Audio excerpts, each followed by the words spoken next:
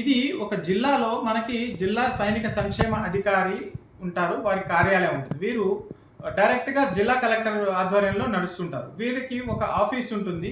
ఒక ఫోన్ ఉంటుంది. ఒక ఫ్యాక్స్ సిస్టమ్ ఉంటుంది. ఒక కమ్యూనికేషన్ వ్యవస్థ ఉంటుంది. శాటిలైట్ ఫోన్స్ ఉంటాయి. మోటరోలాస్ ఉంటాయి.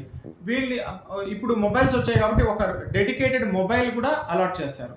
ఈ సైనిక సంక్షేమ అధికారి కింద వాలంటీర్స్ గానీ, లేకపోతే మాజీ సైనికులు గానీ, లేకపోతే పౌర సంఘాలు గానీ, వీళ్ళందరి డీటెయిల్స్, నంబర్స్ ఉంటాయి. వీళ్ళ డ్యూటీ ఏందంటే వచ్చిన సమాచారాన్ని వెంటనే అక్కడ ఉన్న లా అండ్ ఆర్డర్ వ్యవస్థకి చేరాలి. ఫర్ ఎగ్జాంపుల్, మీ జిల్లాలో డ్రోన్లు తిరగబోతున్నాయి అని వార్త వచ్చిందనుకోండి, మనకు తెలియాలి కదా డ్రోన్ అంటే ఏంది, ఎలా తిరుగుతుంది.